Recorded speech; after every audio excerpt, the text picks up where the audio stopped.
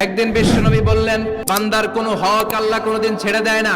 আল্লাহর হক আল্লাহ মাফ করে, বান্দার হকের মাফ নাই। যদিও আমি নবী, আমার উপর যদি কোনো হক থাকে বলো, আমি দিয়ে দেব। কোন সাহাবী দাঁড়ায় না। এক সাহাবী দাঁড়িয়ে বললেন, নবী, যুদ্ধের ময়দানে চাবুক চালানোর সময়, লাঠি চালানোর সময় এক কাফেরকে মারতে যে আপনার লাঠির বাড়ি আমার পিঠের মধ্যে পড়েছে। আপনি যেহেতু এই কেসাসটা আদায় করতে চান, আপনার পিঠে আমি লাঠির বাড়ি মেরে এটারে শোধবোধ করে দিতে চাই। সাইয়েদনা ওমরে ফারুক হাতের জামা এরকম পড়তে শুরু করছে, আয় এদিকে আয়, তোরে শোধবোধ করাই। বিশ্বনবী বললেন, ওমর রাখো, এটা বান্দার হক, মিটাতে দাও। বিশ্বনবী বললেন, আসো, তুমি এসে আমার পিঠে লাঠি দিয়ে চাবুক দিয়ে বাড়ি মারো। সাহাবী বলে, ও নবী, যখন আপনি আমার চাবুকটা পিঠের মধ্যে মেরেছেন, আমার পিঠে তখন জামা ছিল না। আপনি যদি যথা নিয়মে কেসাসটা আদায় করতে চান, আপনার জামাটা খুলেন, খালি পিঠের মধ্যে বাড়িটা মারিস। এবার আর ওমরে ফারুককে ধরে কে?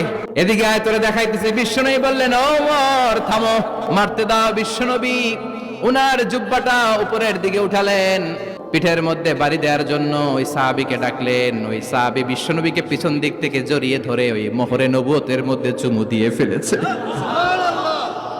সাহাবী বললেন, নবী গো, এই নাটক করার জন্য আপনি আমারে মাফ করে দিয়েন।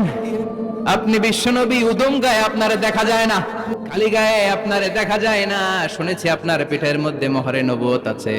অনেক দিনের সাধনা, জল্পনা কল্পনা, আপনার মোহরে নবুয়তে আমার ঠোঁটটা আমি লাগাবো। আপনার মোহরে নবুয়তের মধ্যে আমার ঠোঁটটা লাগিয়ে আমার ঠোঁটটারে আমি জাহান্নাম থেকে পরিত্রাণ করাবো।